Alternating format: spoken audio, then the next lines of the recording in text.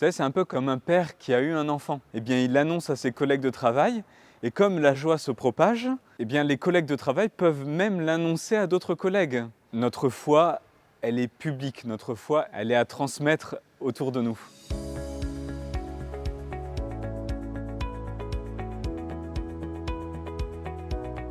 Eh bien, en fait, la mission, elle vient d'abord du commandement de Jésus, les dernières paroles qu'il a dites juste avant son ascension.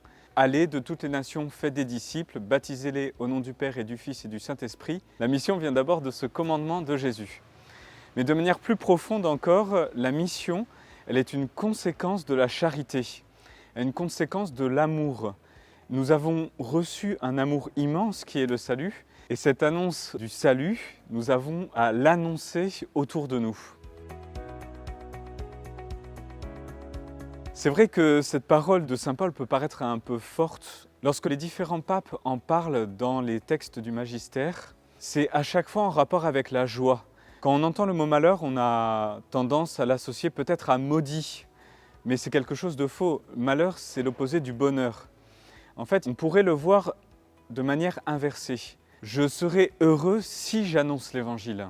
L'annonce de l'Évangile est une des conditions à avoir un bonheur plénier, à être vraiment heureux dans notre foi. Mais il ne faut pas se dire que la mission, c'est de la mission de rue, c'est partir au Bangladesh. La mission, c'est d'abord en fait vivre de l'Évangile là où le Seigneur veut qu'on soit. Pour moi, le modèle, c'est saint Paul. Quand il s'est converti, il y a eu plusieurs étapes.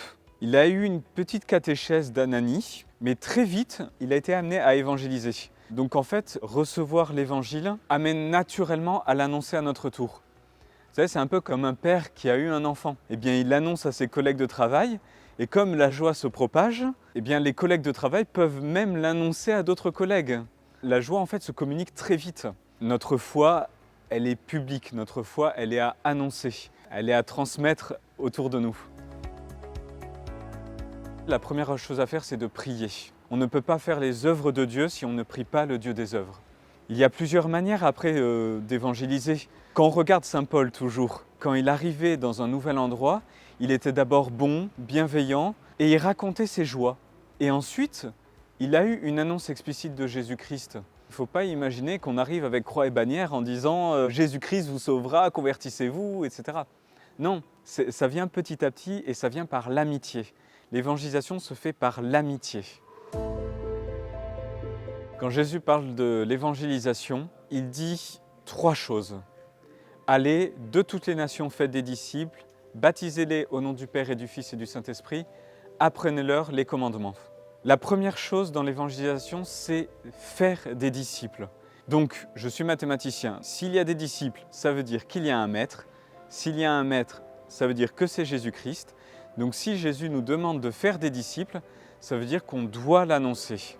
Annoncer autre chose que Jésus serait mentir par rapport au message qu'il nous a laissé.